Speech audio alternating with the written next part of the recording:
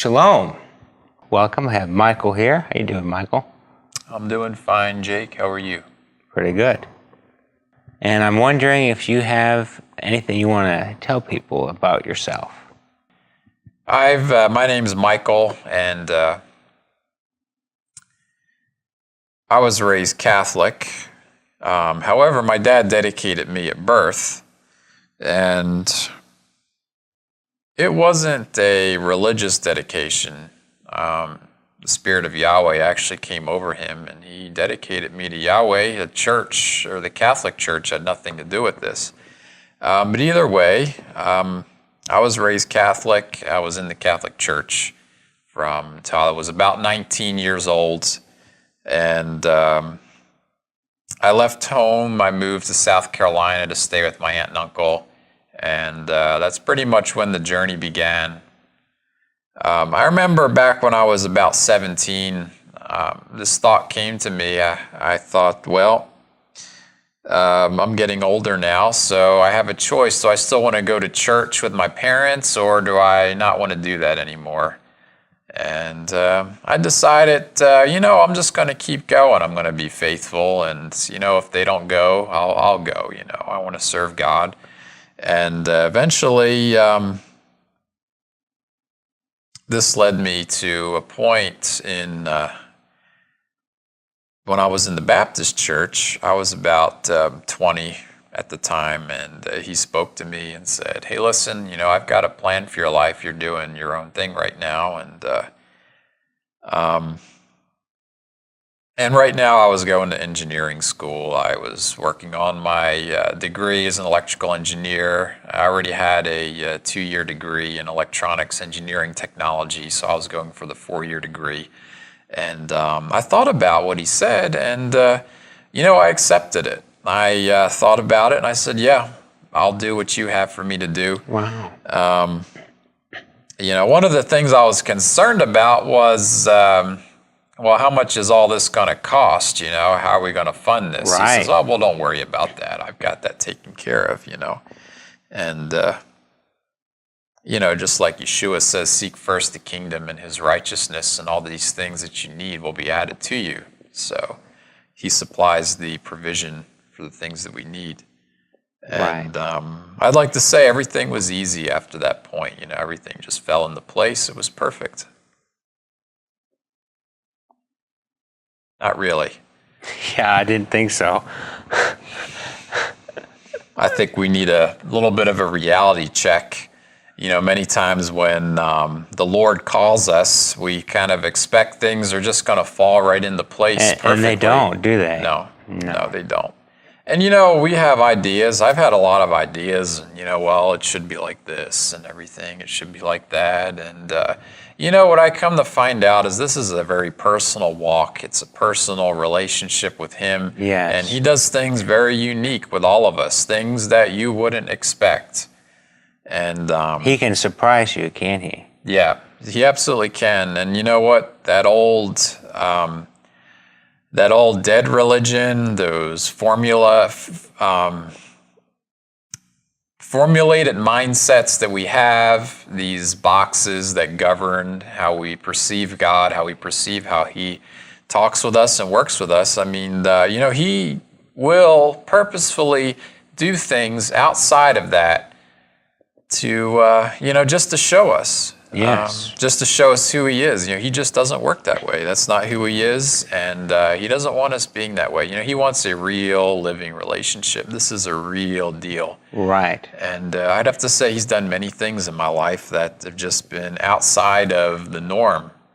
Well, you're talking about that process where he steps out of your expectations and plays the game a little different than you expect. Right. What kind of things could really highlight that you've experienced? Some kind of story or event that happened that really just showed to you that he wasn't what you expected?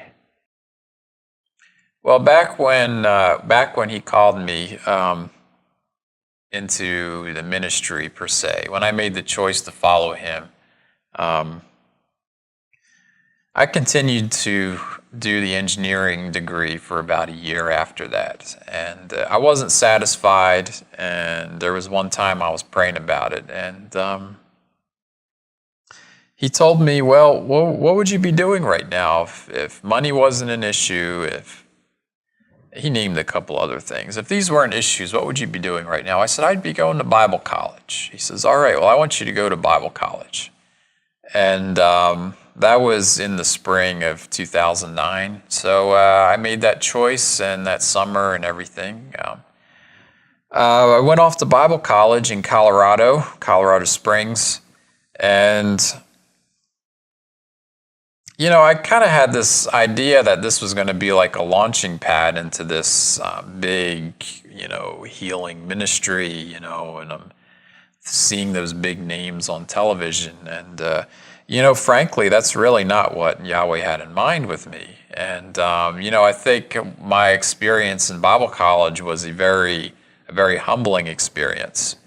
You know, at that point, I really got burned out of religion. You know, I kept trying to do all these different things the best I could. And, you know, I just found out that the Bible college I went to was just yet another religious experience. You know, I mean, I've been through the Catholic religion, Baptist, and then now the Bible college, and it was the same thing, same old man-made rules, man-made traditions, not based on the Torah.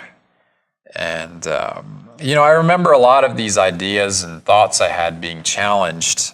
You know, Bible college was 5 days a week, 4 hours a day. And it was like having a church service every day for 4 hours. Wow. And on top of that, I was working. I had to pay my tuition and my rent in my apartment. And so you were very busy then. I was busy. And they wanted you to volunteer. We had certain ministry hours we had to meet each month. So different things we were expected to do. And wow. So I was going to Bible college 5 days a week. I was volunteering 5 days a week. I was working 6 days a week. So Sunday came and I was expected to go to church. And I had a talk with some of the pastors. You know, I said, well, you know, why isn't this a church? And they said, well, Andrew says it's not a church. I said, oh, well, you know, I don't care what Andrew says. He was the leader of the Bible college. I said, I don't care what he says about that. I mean, can you show me in Scripture that this isn't a church? You know what? Because I said, I'm working many hours during the week. I need a break. And then also Sunday, you're saying I have to go to church, let alone that, but serve at the church and help out. And they said, yes, you know, and but they couldn't show me in Scripture. And, you know, I sincerely asked them, you know, show me in Scripture. Wow. What it has to say? No, they weren't able to bring something out, huh? No. Yeah. But we do know what the Scripture says. Remember the Sabbath day and keep it holy. Keep it holy. That's right. That's right. So what ended up happening in that's a battle. You were trying to stay grounded on the Word and what was real. What ended up happening with that?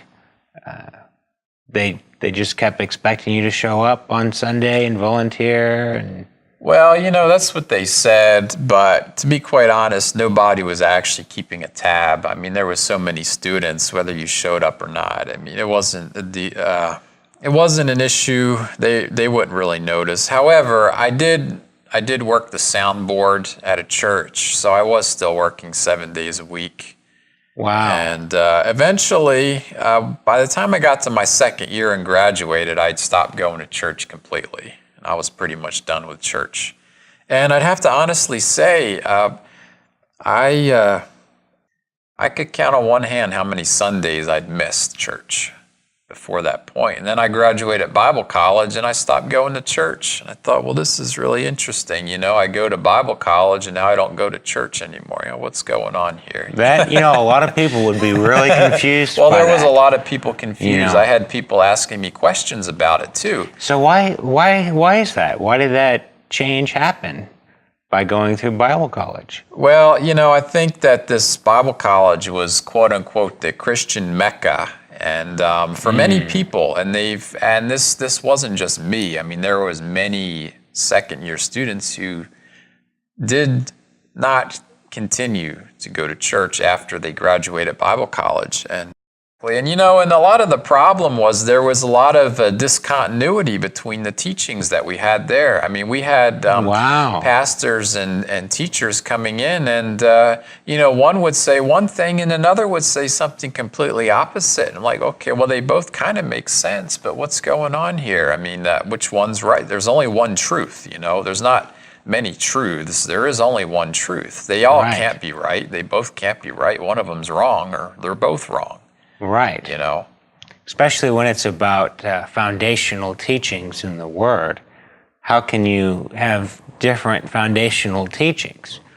It's one way or it's the other way. It can't be split up like that.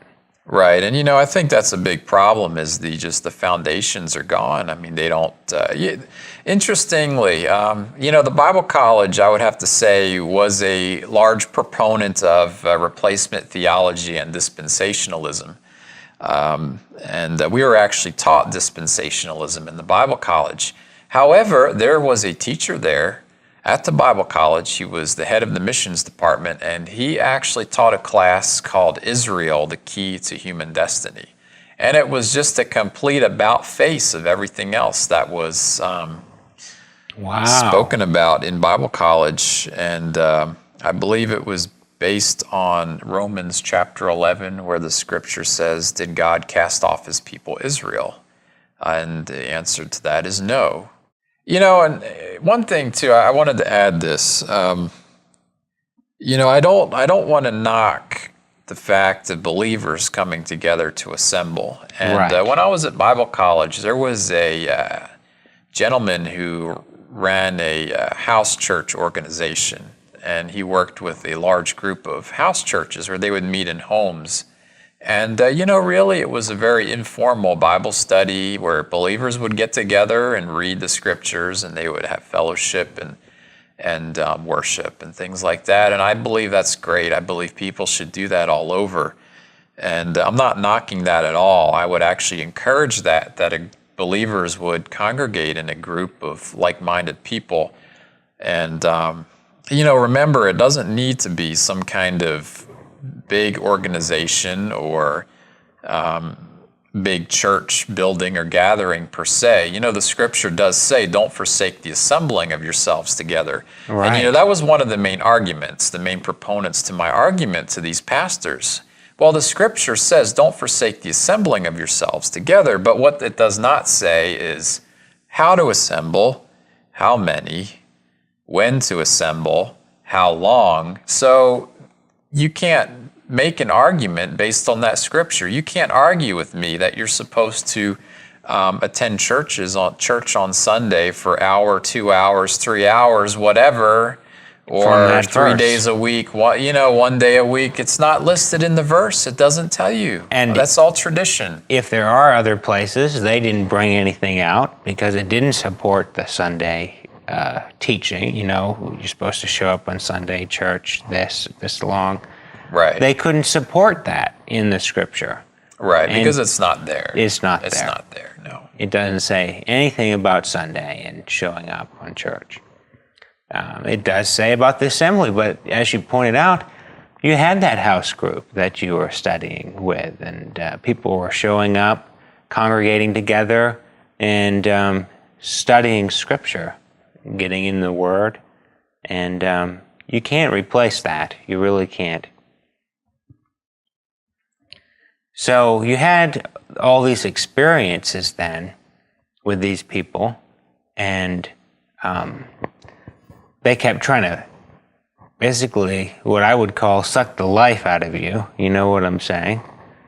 How did you get free from that? How did you not only realize that was a sham, but when you realized it, come to find what Yahweh actually had for you and what his purpose was through all that experience? Well, I'd have to say that the hardship and experience that I had really provoked me to keep searching. And I knew there was something better. I remember graduating Bible college and being in my apartment and just completely distraught, like, what do I do? Wow. There wasn't anything else. Like, I can't go to church. I mean, there's nothing else there. I didn't have a family. I mean, I was just kind of on my own and distraught. I didn't know where to look to. And, Yahweh met me. He through some very unusual circumstances, brought me to Zion here and different teachings that we have here that Eliyahu has done, the On the Road Design programs. And I got a hold of those about that time that I graduated Bible college. And, I was listening to it, and it was really, really what I was looking for, really the foundation from scriptures, very unbiased, pure teaching from the scriptures that I was really looking for. And I went through and listened to, over a period of a couple years, the entire library of On the Road Design programs. Wow.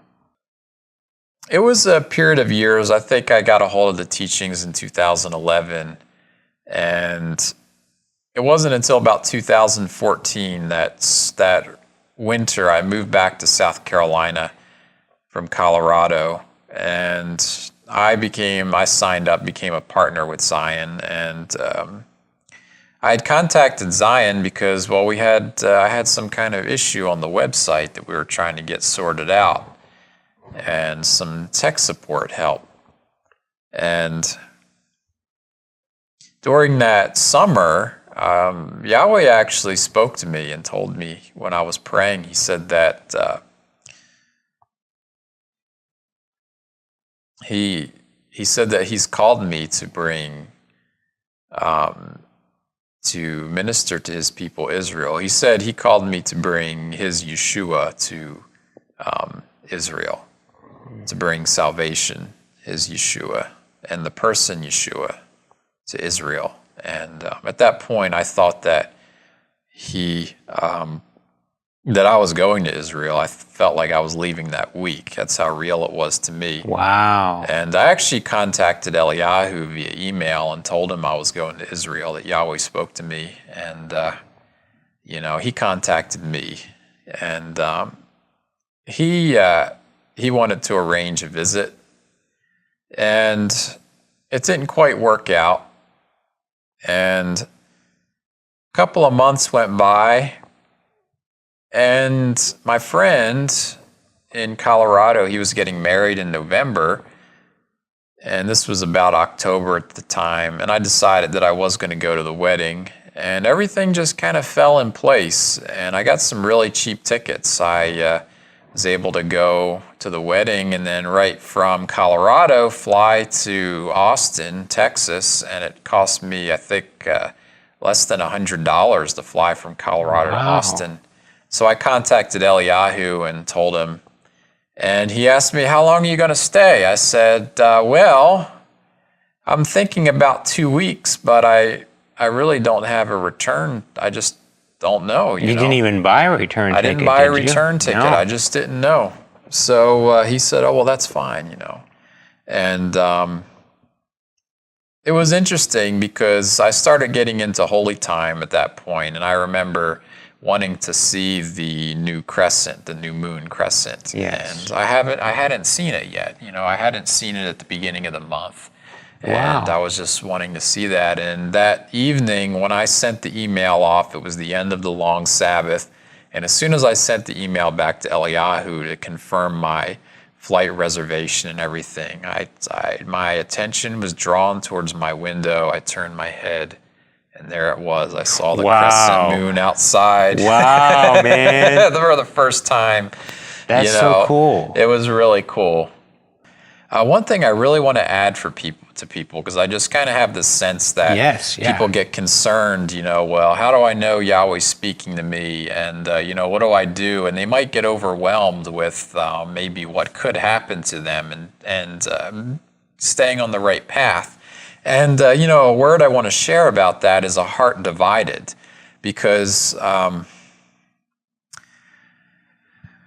Back to that scripture I'd quoted earlier, seek first the kingdom and his righteousness, and all the things that we need will be added to us. The kingdom needs to be in the forefront of our mind and our heart. That needs to be the focus and goal of our life. Yes. And if that is first, if that is our goal, if we don't have any secondary goals, then anything that comes against us, if we bring it to him and work it out with him, eventually we come to that place of submission and, keep moving forward.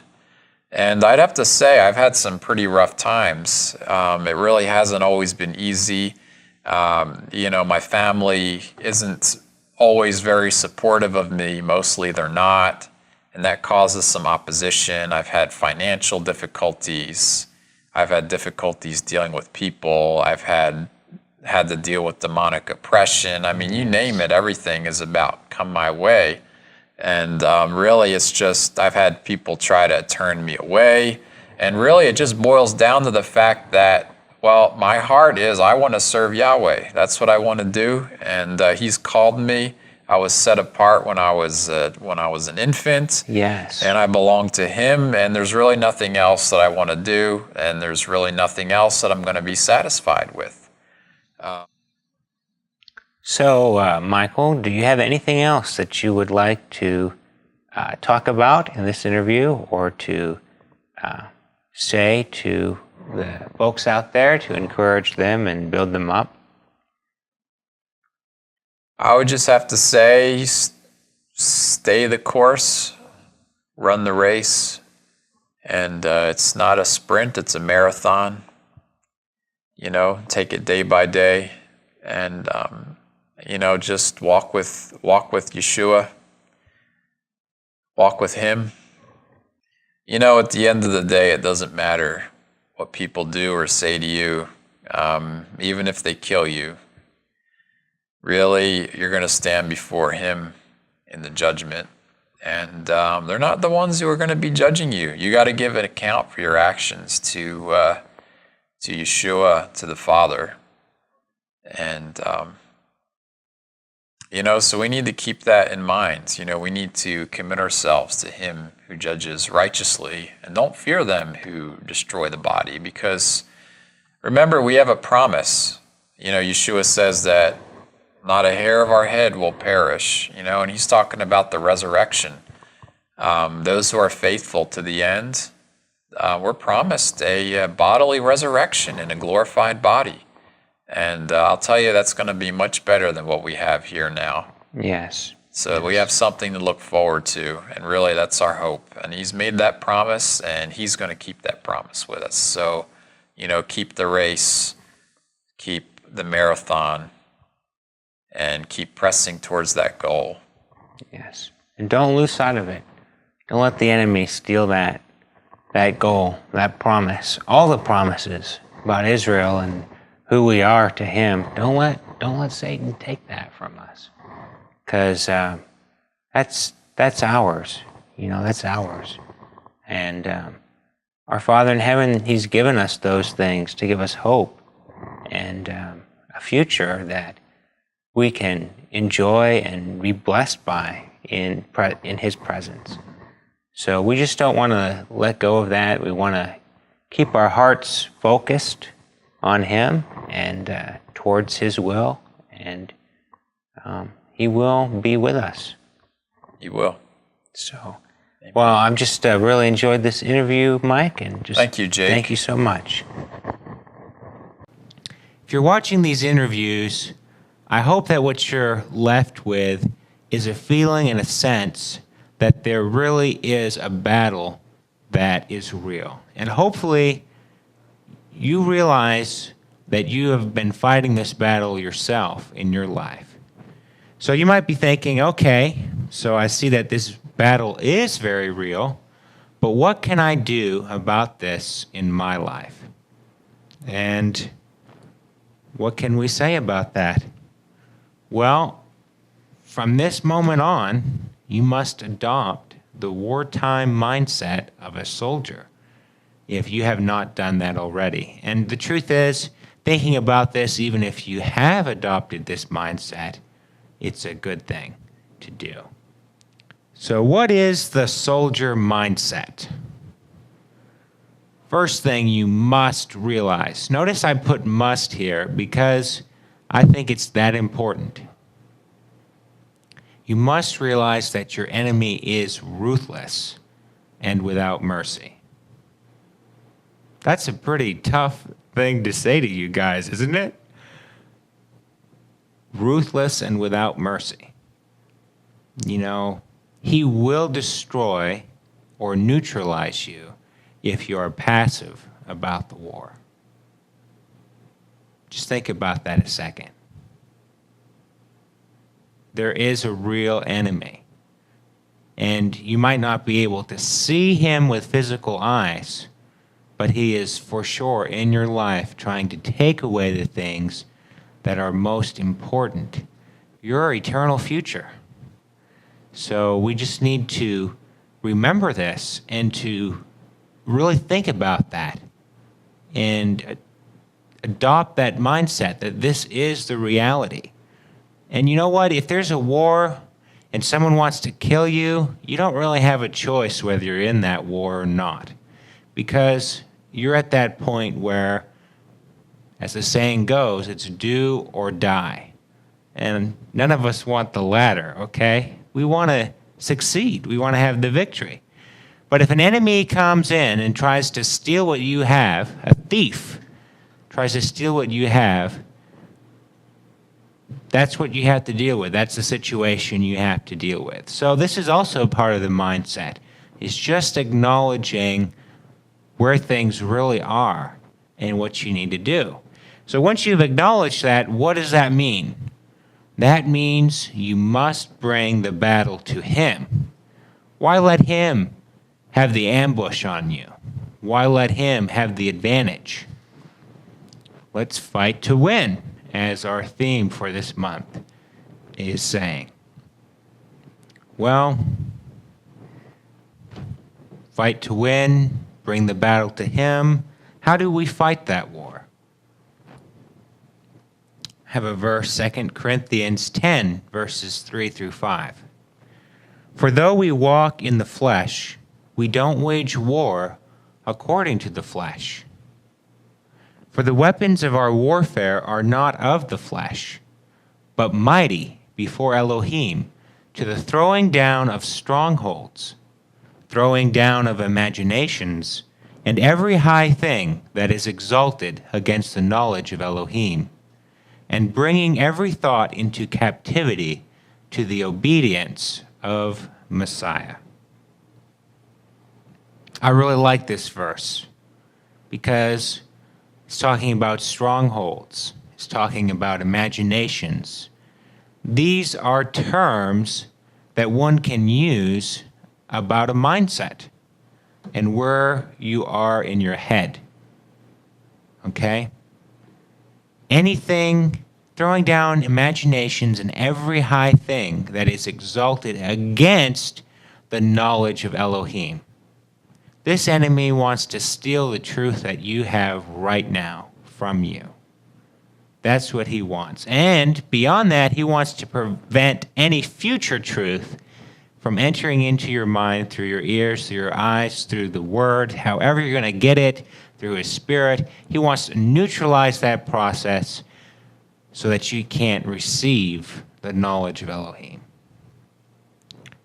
So, what can you do about that? Well, don't you need to fight for that truth? Don't you need to value that truth and see that as the key to victory? A battle is always about something. And if the battle right here in this verse it's saying is about the word in your mind, in Yeshua, and the knowledge of Elohim, and the promises of Scripture, then isn't that what we need to fight for? To maintain and to keep in our lives, to repeat in our minds, and to speak to one another. And it says, bring every thought into captivity to the obedience of Messiah. Yes, this is a scary thought, but the enemy can place thoughts in your own mind. He really can do that. He can give you an idea that isn't of you, but you will accept as yours.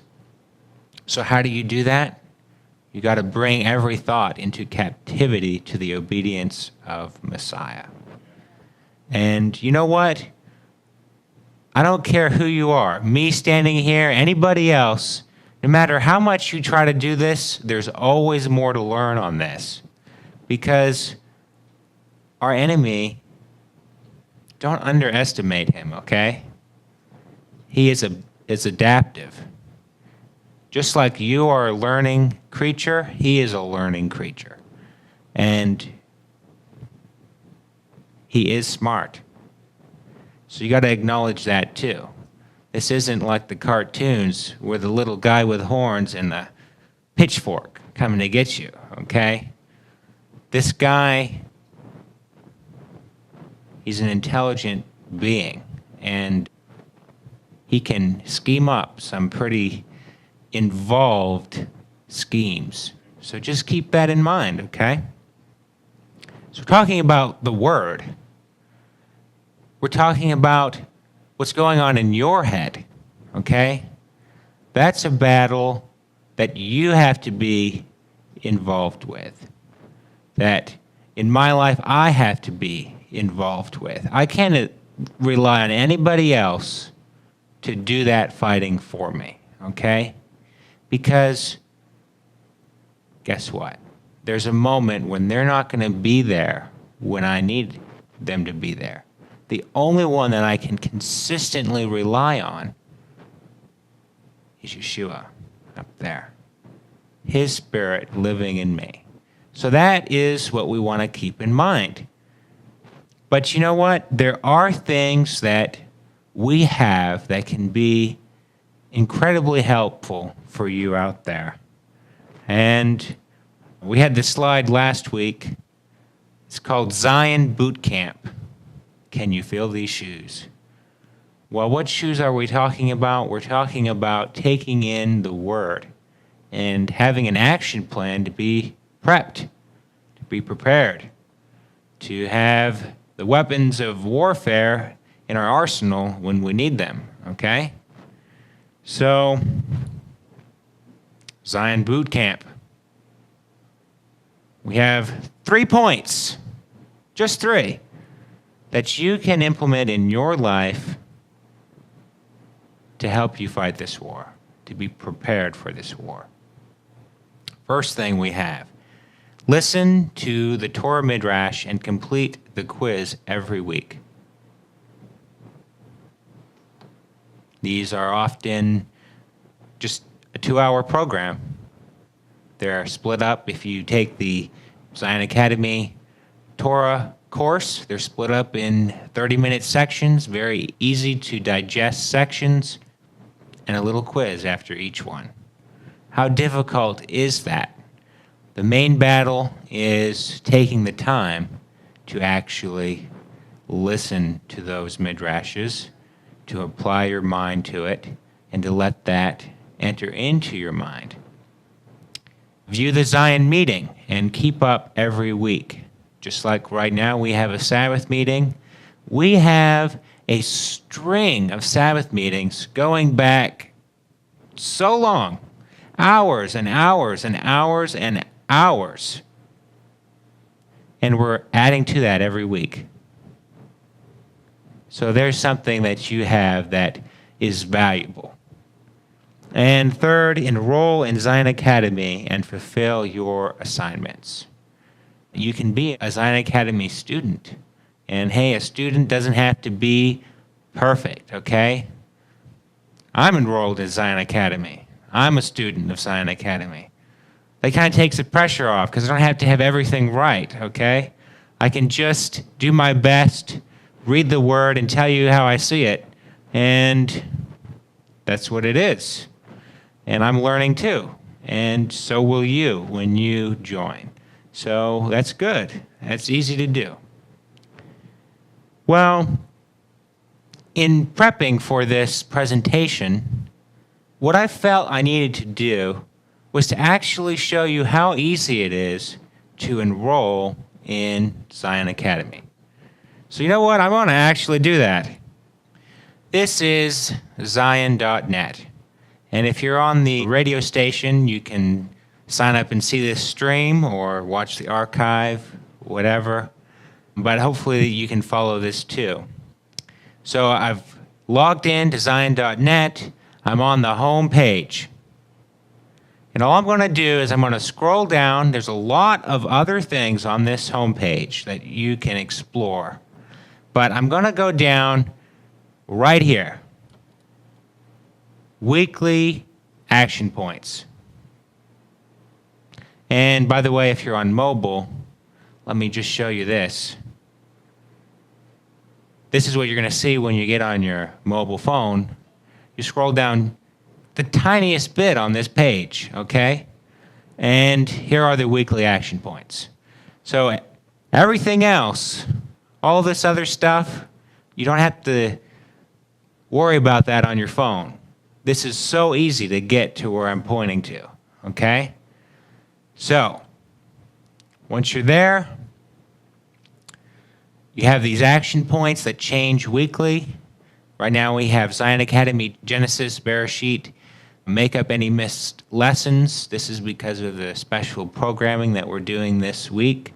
But we have other things that we're doing. But if you take this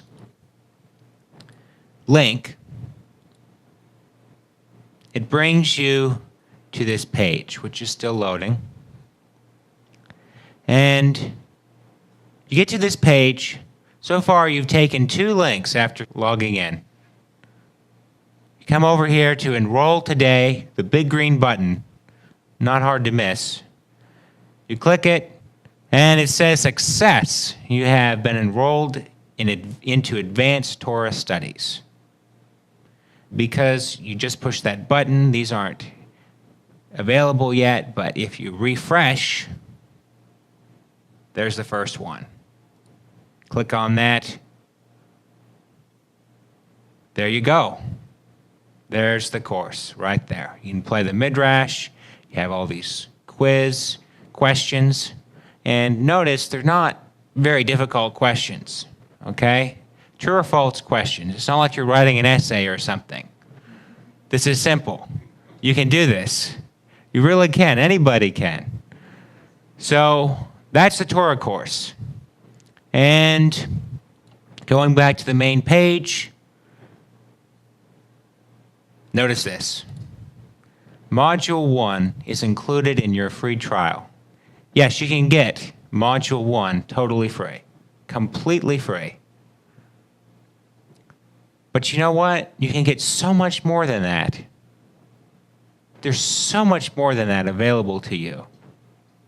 And it doesn't take that much. Let me show you. It says, or become a Torah Club Partner Express for $12 a month. $12 a month. Wait, that's a Netflix subscription. That's a good meal at a good restaurant. That's a couple premium coffees at Starbucks. I mean, this is not a lot of money, okay? Let's look at what you get for that. You get full Torah Club archive access. The whole thing. You have the ability to complete your Torah Club studies to help prepare you for your role within the nation for the Remnant Exodus. That's pretty good. And this is an express membership without additional social features. Yep, there are other membership options that you could look through on this membership options page.